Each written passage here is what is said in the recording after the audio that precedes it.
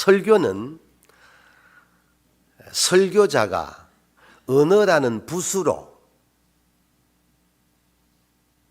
그림을 그리듯이 그려내어서 하나님의 마음을 보여주는 게 설교입니다. 권사님 아멘 했나? 사모님이가 제일 잘했다. 아멘. 다시 할게. 중요한 얘기예요. 설교는 직설법스럽게 내가 은퇴할 때 30여 언론사가 왔는 가운데 그 가운데 한 언론사와 마주 앉아 인터뷰한 내용이에요. 14가지 중에 1번, 서 목사님은 설교를 무엇이라고 정의하십니까? 이래 물었어. 제가 답을 이렇게 했어. 설교학 사전에 나오는, 설교학 개론에 나오는 신학교에서 배운 답이 아니고 서임중 목사 마음에 담겨져 있는 답을 이렇게 대답했어. 설교는 설교자가 그려내는 하나님의 마음입니다. 그랬어요. 중요한 얘기입니다. 두 번째 묻더라고. 그럼 설교자는 뭐라고 정의하십니까? 설교자는 언어라는 붓으로 하나님의 마음을 그림 그리듯이 그려내어서 주의 자녀들이 보고 듣고 느끼고 깨닫고 회개하고 결단하게 해주는 거룩한 화가입니다. 그랬어요. 내가 일기장을 읽어보니까 9년 전에 우리 담임 목사님이 아버지 사업을 잘 이어하다가 늦게 부름받고 헤브론 교회를 개척을 했는데 그 당시에 많은 밴쿠버의 그리스도인들은 송철웅 목사 개척교회는 망한다고 정설이 났다는 거야.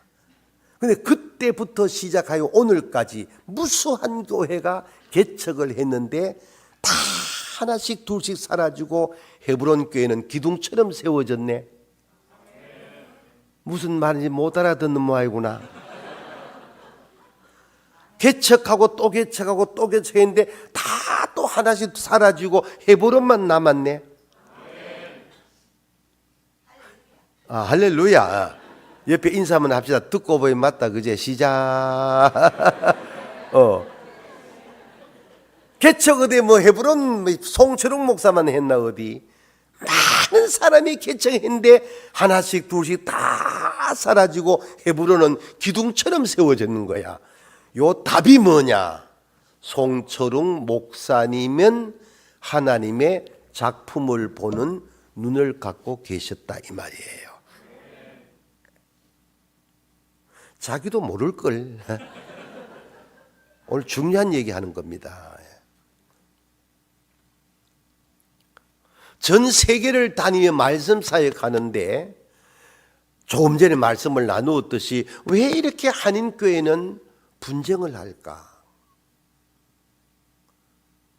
답이 여기 담겨 있는 거예요. 그래서 오늘 말씀의 주제가 하나님의 작품을 보십니까? 라는 내용입니다. 좋은 교회란 어떤 교회인가? 건물이 크고 작으냐와 아무 관계 없습니다. 좋은 교회는 얼마나 많이 모이느냐, 그것과는 아무 관계 없습니다. 좋은 교회는 예산이 얼마나 많아서 선교를 얼마나 많이 하고 구제를 얼마나 많이 하고 장학 사업을 얼마나 많이 하고 그런 것과 좋은 교회는 아무 관계 없습니다. 이쯤 되면 아멘 할 만한데 안 하네. 그럼 좋은 교회는 어떤 교회냐? 아까 찬양에 나왔잖아.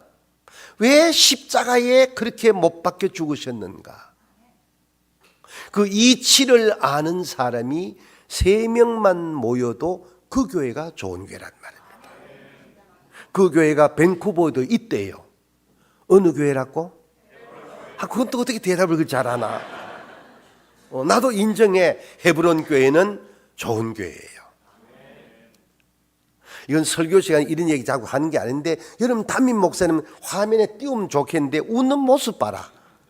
완전 애기야. 그러니까 다시 말하면 귀여워. 아니 내가 남자인데 이 늙은이가 봐도 안아주고 싶고 내 마음 같으면 뽀를 요래 만지고 싶은 얼굴이 송철홍이 얼굴이야. 아니가? 맞잖아. 왜 사모님이 이쁜지를 아세요? 송철효가 맨날 웃으니까 이쁜 거야. 사모님 건강할 줄로 믿습니다. 건강하실 거예요. 이게 무슨 말인가 하면은 좋은 교회는 담임 목사님을 보면 답이 나와요. 온 세계를 다니며 한인교회를 다 집회했습니다.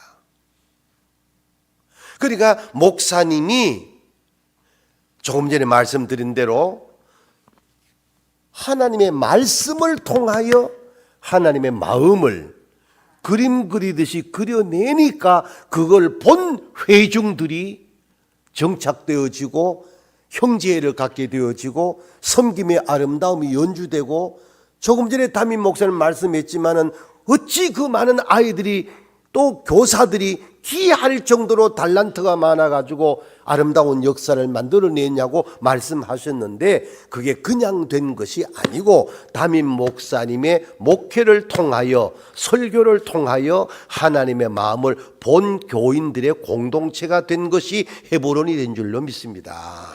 이걸 잊으면 안 돼요. 그러면은 우리가 이 세상 산 날 동안에 좋은 교회 답이 나왔다면은 우리 헤브론 교회가 좋은 교회라면 왜 좋은 교회가 됐느냐에 대한 답을 이제 풀어드리는데, 제목입니다. 같이 한번 읽어보겠습니다. 시작. 하나님의 작품을 보십니까? 저를 보지 말고 옆 사람 보고 진심 어리게 한번 물어보세요. 또 물어본다고 눈을 요래 뜨고 하지 말고 아주 사랑스러운 눈으로 하나님 작품 보십니까? 시작.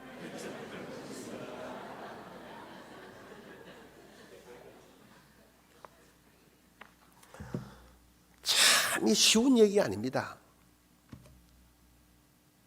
하나님의 작품을 볼 수만 있다면은 우리의 삶의 현장은 날마다 감사합니다. 2016년도에 제가 다녀갔습니다. 6월에. 그리고 가을에 영화 한 편을 제가 한국에서 관람을 했습니다.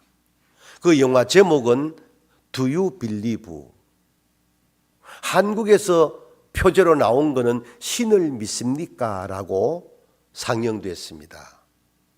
요약하면은 이렇습니다. 매튜라는 목사님이 사역 마치고 집으로 가는데 늦은 시간에 밤길인데 큰 나무 십자가를 걸머맨 거린 같은 노방 전도자가 지나가는 목사님을 향하여 외칩니다.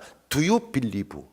그때 매튜 목사님은 자기도 모르게 에이멘 이랬습니다. 그 순간에 거린 같은 노방 전도자가 그러면 당신 지금 뭐 하는데? 이래 물었습니다.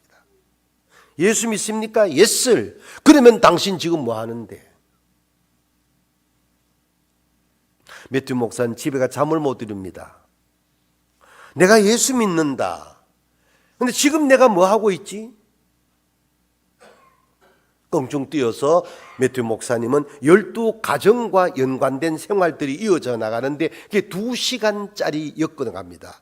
그 영화의 12가정의 일상의 이야기가 전개되는 주제가 뭐냐? Why? 나 주님 앞에 이렇게 열심을 다하여 믿음 생활을 했는데 왜 내 아들이 교통사고로 죽어야 합니까? Why?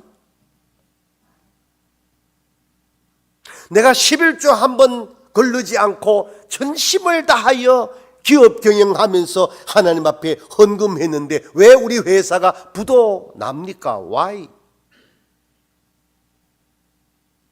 내가 찬양대에 이렇게 열심히 하고 정말 시간 분초를 쪼겨 찬양 사역했는데 왜 나에게 후두함을 주십니까? Why? 내가 교회에 일이라면은 모든 걸 제쳐놓고 최선을 다하여 오늘에 이르는데 왜 우리 아이들이 저렇게 타락하여 교회를 떠납니까? Why? 12가정의 이야기는 전부 이런 내용입니다. 다시 말하면 우리들의 오늘의 일상의 이야기입니다. Why? 끝없는 질문에 나무 십자가 하나가 짊어지고 답을 넣고 전달되고 답을 넣고 전달되고 그렇게 Y에 대한 답을 하나씩 얻어가면서 날마다 불안, 초조, 걱정, 원망, 불평이었던 12가정의 모든 가족들이 기쁨, 감동, 행복으로 바뀌어져 가면서 영화가 마무리되고 자막 처리가 이렇게 나옵니다. 인간은 하나님의 작품을 볼 수 있는 시각이 없습니다. 왜냐하면 하나님의 작품은 하나님의 시각으로만 볼 수 있기 때문입니다. 우리가 하나님을 믿는다고 말하면서 하나님의 작품을 본다고 말하지만은 그것은 고작 한 어린 아이가 사면방 안에 앉아 한쪽 벽을 바라보고 벽에 걸려있는 벽걸이를 보는 정도의 수준밖에 못 됩니다. 진짜 하나님의 작품은 그 벽걸이 뒤쪽을 볼 때입니다. 대부분의 모든 사람들은 하나님의 작품을 보았다고 말하지만은 그것은 고작 한쪽 벽걸이밖에 못 보는 수준입니다. 진짜는 그 뒤를 바라볼 때입니다. 그때 하나님의 시각이 열립니다. 그걸 우리말로 믿음의 눈이라 합니다. 믿음의 눈을 열게 되어질 때에 십자가의 은혜가 마음에 담깁니다. 믿음의 눈을 열 수 있을 때 사랑의 은총이 무엇인가를 체득하게 되어집니다. 벽걸이 뒤쪽을 볼 수 있을 때 감사의 삶이 연주가 됩니다. 그리고 구체적 개념으로 벽걸이 뒤를 볼 때 하나님의 작품이 보이는데 많은 실들이 엉켜 있는 걸 보게 될 겁니다. 그 실들 가운데 유별나게 하나가 눈에 들어올 겁니다. 그게 나 자신입니다. 내가 볼 때 그 많은 실들 가운데는 짧은 실도 있고 긴 실도 있고 더러운 실도 있고 깨끗한 실도 있고 굵은 실도 있고 가는 실도 있는데 내가 볼 때는 저 더러운 실이 왜 저기 있지? 내가 볼 때 쓸모없는 짧은 실이 왜 저기 있지? 라고 말하지만은 그런 것들이 하나로 뒤엉켜 있을 때 작품이 되는 겁니다. 그게 지구고 인간사고 가정이고 오늘 우리에게 대입하면 그게 헤브론 교회란 말입니다. 내가 볼 때 저 사람은 우리 교회에 아무 효용 가치도 없고 내가 볼 때 저 사람은 우리 교회에 폐악스러운 존재고 내가 볼 때 저 사람은 우리 교회에서 없으면 차라리 더 나을 사람인데 라고 생각할지라도 그도 이 판 안에 있어야 하나님의 작품이라 되는 겁니다. 언제부터인가 한인교회는 있는 자의 교회가 되어가고 잘난 자의 교회가 되어가고 예수님께서 이 땅에 오셨을 때 바리새파 사람들이 회중에 들어오지도 못하게 했던 장녀와 세리와 나병 환자를 찾아가 끌어안아주고 위로하고 말씀 주어서 변화시켜 그 나라 백성 만드셨던 예수의 정신은 한국 교회에 없어져 버리고 돈으로 힘을 쓰며 실력으로 힘을 쓰며 권력으로 힘을 쓰며 비교법으로 우위에 있는 자들의 교회가 되어 간다면 그게 교회냐는 겁니다. 그건 하나님의 작품을 보지 못한 사람들의 눈이라는 겁니다. 다시 묻습니다. 여러분은 하나님 작품을 보십니까? 어려운 질문입니다. 제가 말씀을 드렸듯이 제가 유언 설교한다고 말씀 안 드렸습니까? 저는 그냥 지나갈 뿐이지만은 오늘 설교 제목은 여러분의 마음에 담겨 있어서 교회 안에서나 지역에서나 일터에서나 직장에서나 이 질문을 마치 소가 되새김질 하듯이 하시기를 축복합니다. 그리고 답을 내놓아야 됩니다.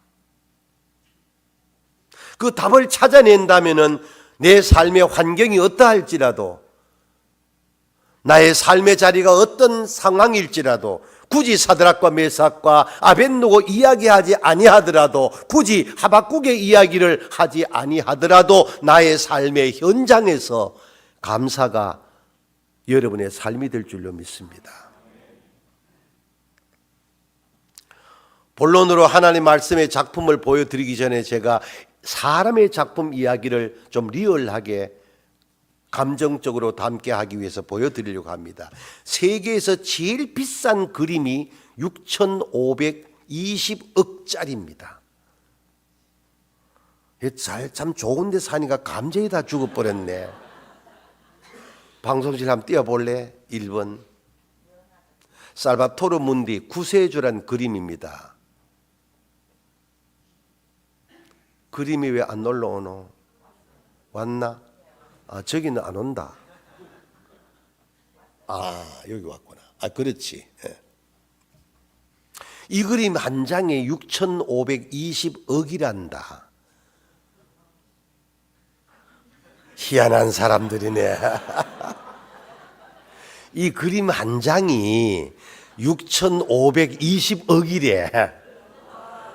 어찌 그래 3번까지 가야 되노? 기가 막히죠? 한국에서 가장 비싸게 팔린 그림 하나 소개하려고 하는데 김환기 작가의 우주라는 그림입니다. 이게 얼마냐? 182억입니다.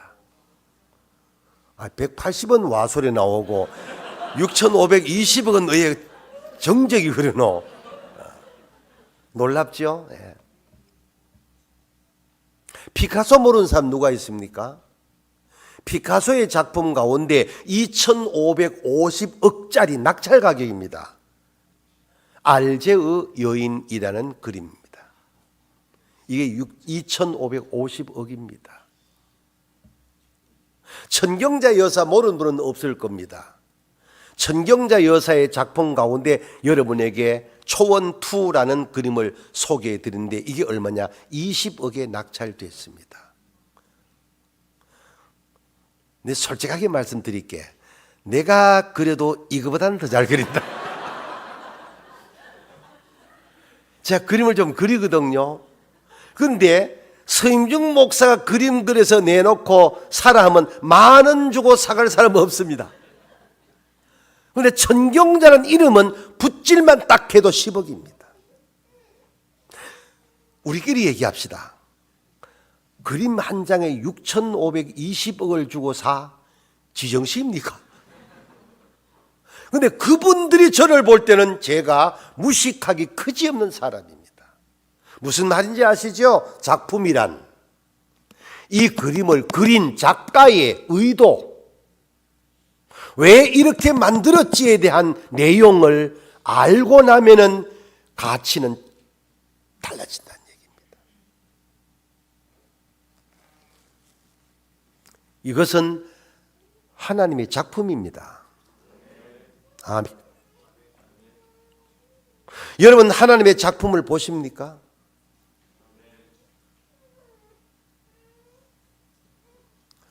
설교 시간에 저는 거의 부정적인 설교하지 않는데 한번 해보겠습니다. 전국을 다니면서 별 얘기를 다 듣는데 한국에는 성경 필사라는 게 있습니다. 쓰는 거. 17번을 쓴 권사님이 계시는데 담임 목사님은 그 권사 때문에 몸살을 칩니다. 작품을 보았을까요? 17번을 썼는데도 모 교회의 장로님은 1년 365일 하루도 걸리지 않고 새벽 기도를 하는 어른이 계시는데 그 어른은 역대 교역자를 제일 괴롭힌 주인공입니다. 과연 작품을 보았을까요?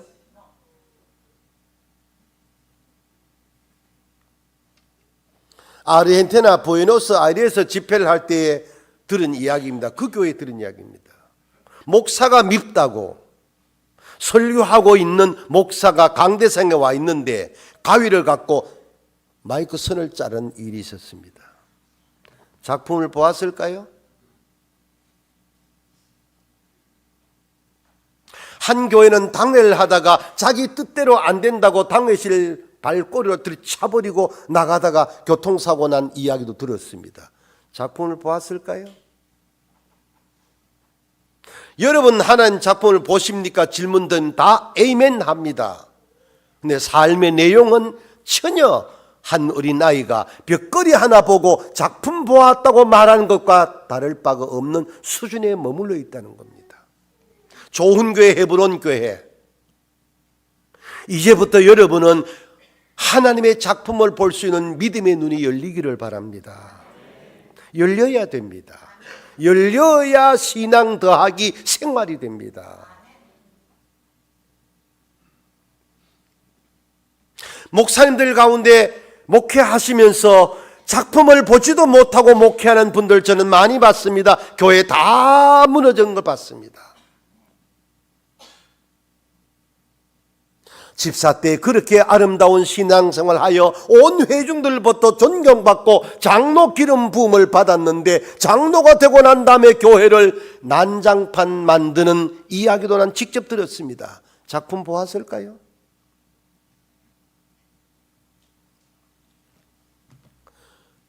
이 안에는 하나님의 작품을 본 믿음의 눈을 열고 산 사람들의 이야기도 담겨 있고 하나님의 작품을 전혀 보지도 못하고 믿음 생활한 것 같이 산 사람들의 이야기가 여기 담겨 있습니다. 여기는 온 우주가 담겨 있습니다. 인간사가 여기 다 담겨 있습니다. 이걸 제대로 볼 수만 있다면 오늘을 사는 나의 삶은 아름다움을 연주하게 되는 겁니다. 본문으로 들어가 봅시다. 아브라함에게 하나님이 찾아오셨습니다. 아브라함, 세 번 반복 용어를 씁니다. 내 아들 독자 이삭 있지? 그 아들 모리아산에 번제로 바쳐라. Why? 여러분 같으면은 why 안 나오겠습니까? 이 이삭을 통하여 하늘의 별처럼 해변의 모래알처럼 후손을 주신다고 말씀하신 하나님이셨습니다. 근데 번제로 바치라고요? Why? 근데 히브리어 원전을 샅샅이 뒤집어 주석을 살펴도 아브라함의 입에서 Why가 없습니다. 에이멘. 제가 충격받은 이야기입니다.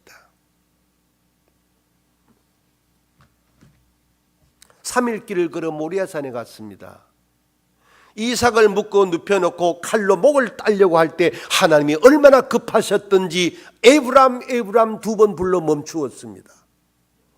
네가 나를 사랑한 줄 내가 알았노라. 모든 것을 아시는 하나님이 몰라서 그러셨겠습니까?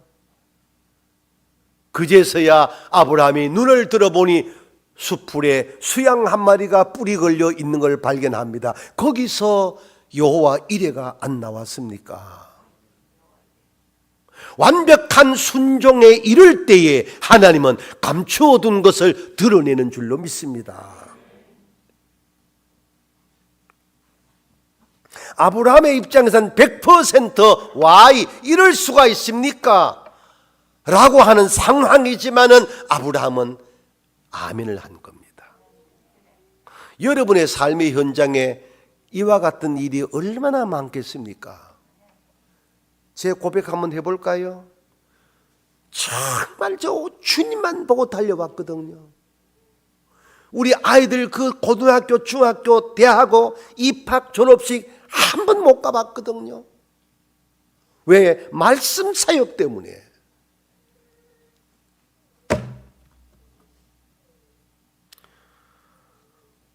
별별 일을 다 경험합니다. Why? 그러나 하나님의 작품을 보는 눈을 딱 열어 보이면은 답이 다 나옵니다. 답을 보게 되어지면 감사밖에 없습니다. 아브라함이 본 이 삶을 걸어가는 겁니다.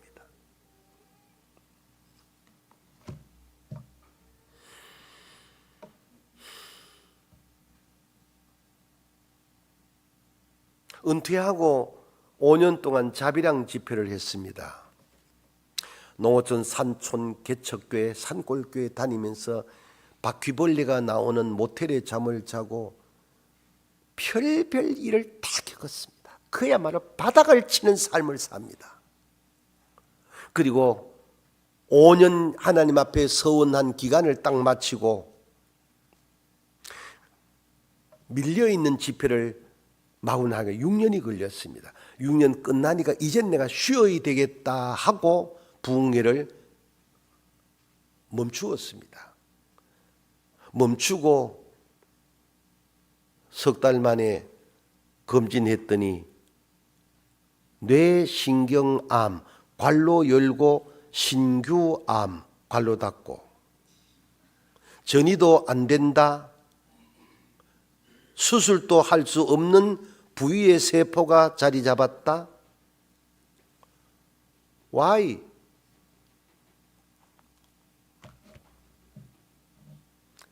두 주간 why? 주여 왜 이러십니까? 안 나오겠습니까? 두 주간 지나고 이 바보 같은 목사에게 하나님이 하나님의 작품을 보는 눈을 열어주셨습니다. 열고 나니까 이 암세포는 나에게 더 없는 큰 선물이었습니다. 내 귀에 들려옵니다. 네가 쉬고 싶다고 영원히 쉬어버려라.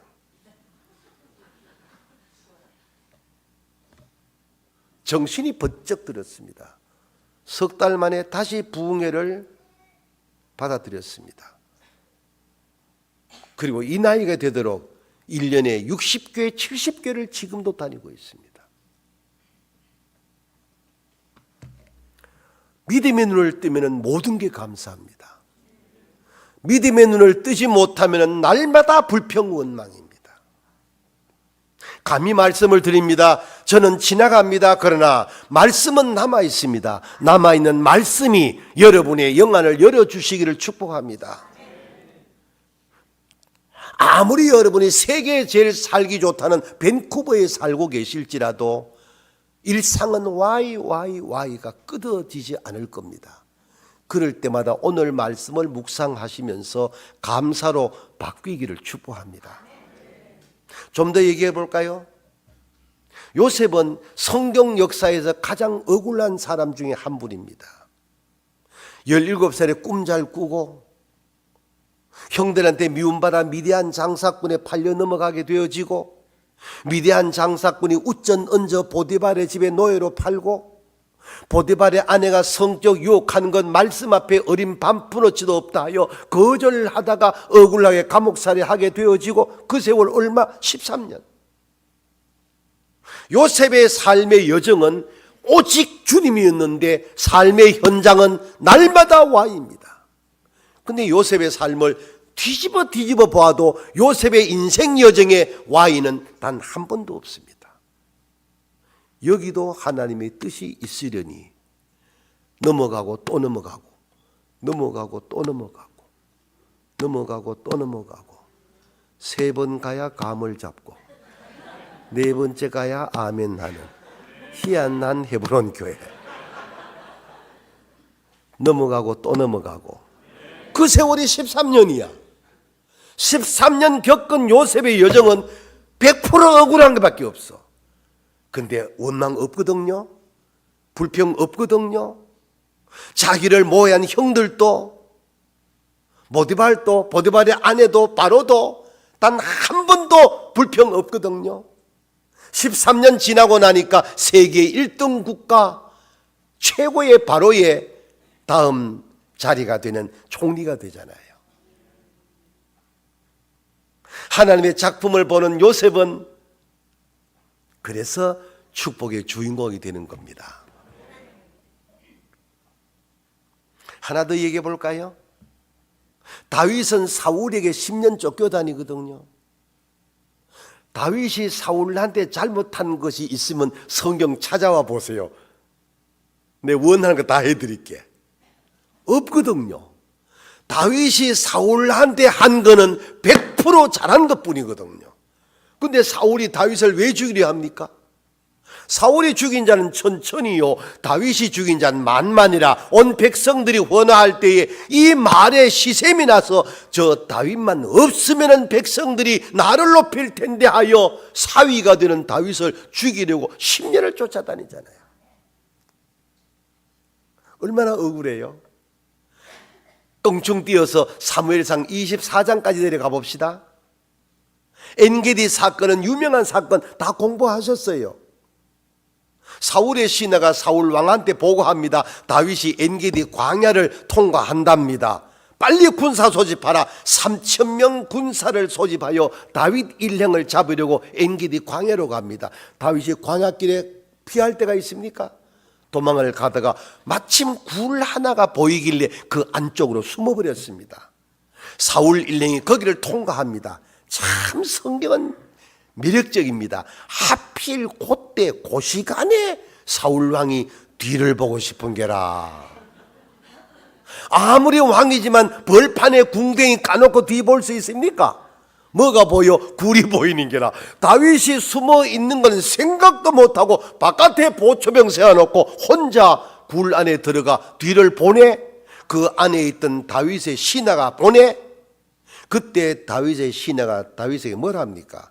이거는 하나님의 뜻입니다. 끝냅시다. 상황은 한 칼에 끝납니다. 그리고 통일 이스라엘의 왕으로 다윗이 즉위할 기회가 와 있습니다. 상황은 한 칼에 끝나는데 다윗의 입에 뭐라 나옵니까? 손대지 마라. 옳지로 안 된다. 할매 설교해버리라고 막. 맞다. 안 된다. 맞다. 정확하네. 안 되는 거야. 왜 안 되느냐? 여호와께서 가라사대 여호와께서 기름 부은 종을 손대면 안 된다. 참 다윗 바보 아닙니까? 10년 쫓겨다니다가 자기를 죽이려는 사울이 눈앞에 있는데 한 칼이면 끝나는데 그 사울을 죽이지 않습니다. 왜? 하나님의 작품을 보는 눈이 열려 있거든요. 여호와께서 가라사대 여호와의 기름 부은 종을 치는 것은 여호와께서 금하신 것이니 손대지 말아라 하고 뒤보는 사울의 도포 자락을 캄캄하니까 요만큼 잘라 있다가 사울이 나가니까 뒤따라가서 왕이여 누구냐? 다윗입니다. 너 어디 있었냐? 굴 안에 있었사옵니다. 사울의 얼굴이 노랗게 되지요. 그때 사울 왕이 뭘 합니까?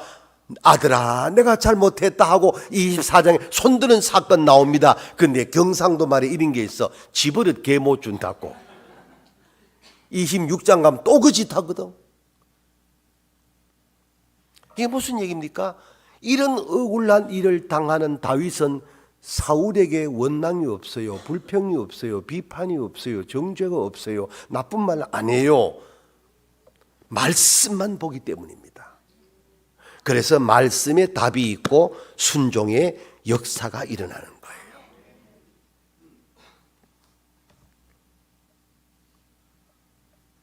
하나만 더 할까요?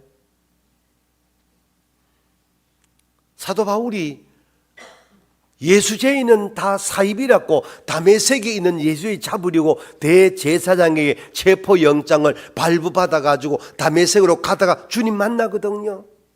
주님 만나기 이전에 사울은 어떤 사람입니까? 히브리인 중에 히브리인이요, 베냐민의 지파요, 가말리엘 문화생이요, 율법으로 완벽한 자요, 유대인으로 로마의 시민권 갖고 있다. 우리말로 바꿀게. 족보, 학벌, 명예, 권력, 부귀영화 당대 최고야. 그 사울이 예수를 만나고 나니까 눈이 열렸다 이 말입니다. 세상 보는 눈은 감겨버리고 감겨있던 영안이 열려 믿음의 눈을 열고 보니까 예수가 나의 구주가 된단 말입니다. 그날부터 어떤 삶으로 변화하되 이제까지 갖고 있던 모든 것들을 분토처럼 버려버리고 40에 하나 감한 39대 매를 5번 맞아. 왜? 예수 때문에. 3번 태장 맞아, 1번 돌로 맞아 바다와 강과 시내 죽을 고비 수도 없이 넘겨 동족과 이방인들에게 모해를 다 넘어져. 어디까지? 로마의 감옥에 순교할 때까지. 바보 아닙니까? 이 바울 하나를 통하여 지구촌이 뒤집어지잖아요. 왜 그랬을까요? 하나님의 작품을 보는 눈이 열렸거든요. 그 바울을 통하여 역사가 뒤집어지거든요.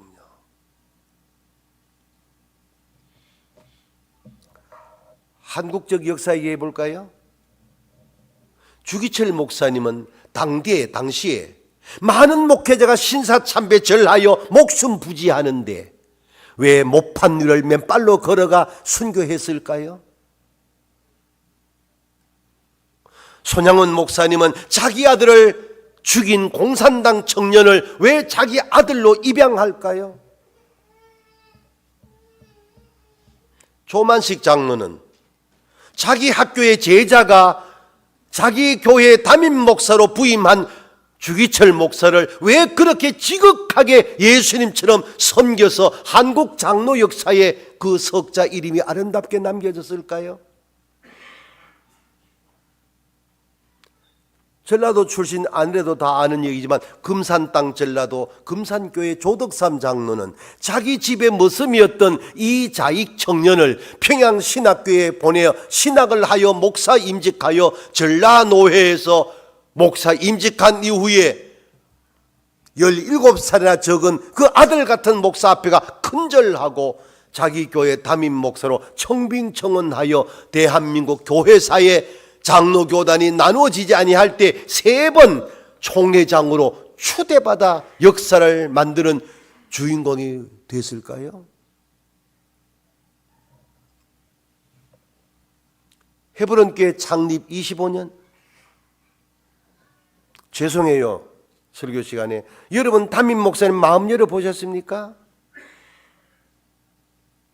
개척 멤버들도 아직 다 모르실 걸요. 사모님 죄송해요, 남편이지만 저 마음 뭐가 드냐, 보셨어요?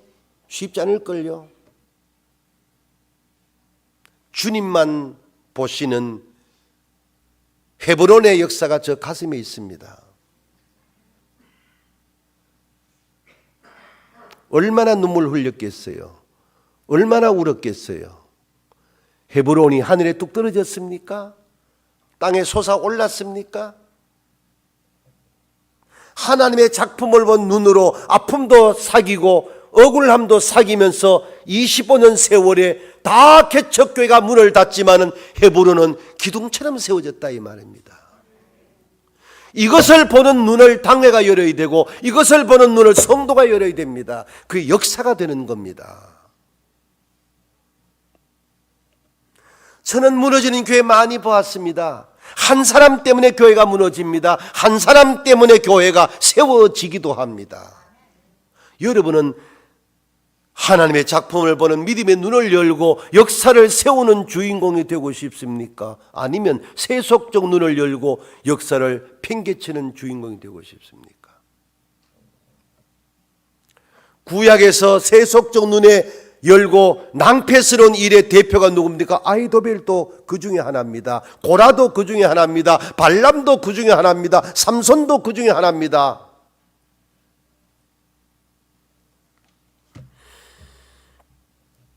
우리가 이 세상 산 날 동안에 하나님의 작품을 보는 눈을 열지도 못하고 하나님의 작품을 보았다고 함부로 말해서는 안 됩니다. 하나님의 작품을 보는 눈이 열리면은 뒤쪽이 보이는 겁니다. 이 뒤는 일반인들이 보지 못한 것들을 볼 수 있는 시각이 있는 겁니다. 한국에서는 송명희 씨를 대표로 이야기합니다. 뇌성마비 지체에 부자유한 한 어린 아이가 엄마가 전도사였지만 걸음더미에 난지도에 버리고 돌아올 때 말도 못한 아이가 엄마 하는 소리가 영문으로 들려와 차라리 버리지 못하여 다시 돌아가 끌어안고 집에 갔다.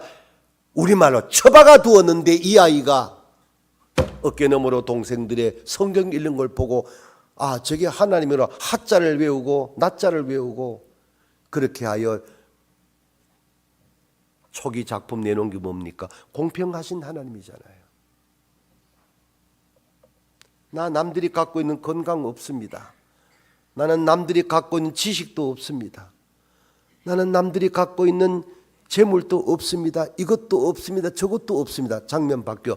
그러나 남이 갖고 있지 않은 것을 하나님이 나에게 갖게 하셨는데 나는 남들이 보지 못한 걸 봅니다. 나는 남들이 듣지 못한 걸 듣습니다. 나는 남들이 깨닫지 못한 걸 깨닫습니다. 공평하신 하나님이 남이 갖고 있는 것 같지 않게 하셨으나 공평하신 하나님이 남들이 갖고 있지 않은 것을 갖게 하셨으니 이게 하나님의 작품을 보는 눈입니다. 마귀는 끝없이 비교법을 씁니다. 내가 너보다 조금만 더 나으면 상대방을 짓밟으려 하고 내가 너보다 조금만 더 나으면 상대방을 무시하고 이거는 작품 보지 못한 눈입니다. 우리 헤브론 교회가 이 좋은 교회로 여기까지 자라왔으니 역사가 손상되지 아니하고 하나님의 작품을 보는 눈들이 열린 주의 자녀들이 모인 공동체가 되어서 밴쿠버 땅만 아니고 세계 한인교회 역사에 거울 되었으면 좋겠습니다. 말씀 마무리합니다.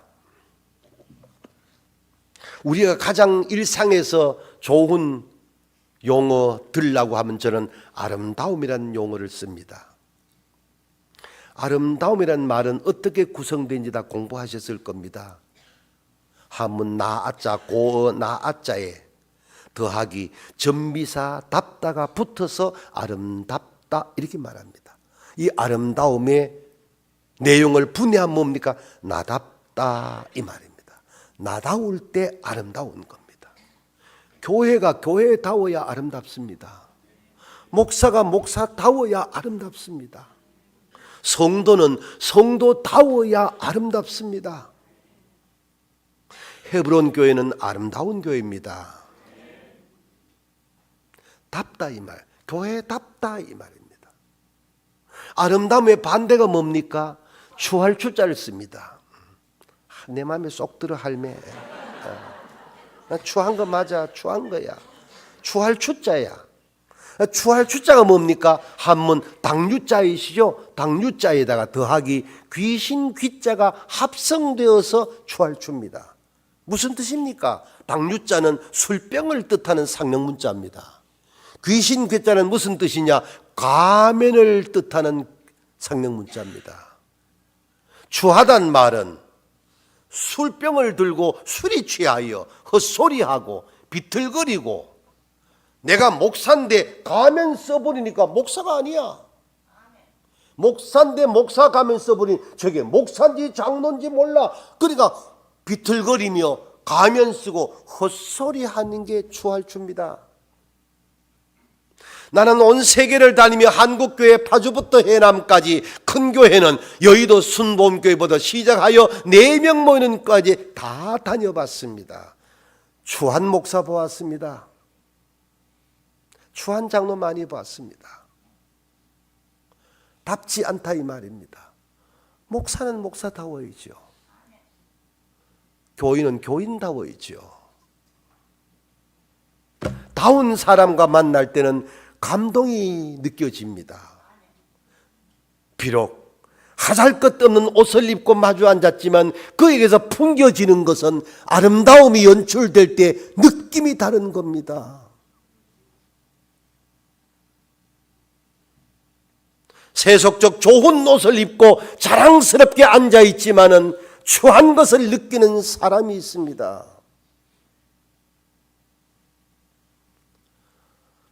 헤브론의 가족들은 교민사회에 다니면서 여러분 누구를 만나더라도 여러분이 만나는 사람에게 아무 말 한마디 없이도 감동을 주어야 됩니다. 그게 교회입니다. 교회를 통하여 추한 모습 보게 되면 안 됩니다. 나를 통하여 너가 추한 모습을 느끼면 안 됩니다. 말없이 차 한잔 앞에 누구도 뭔가 모르게 감정이 잡히는 느낌을 가져야지.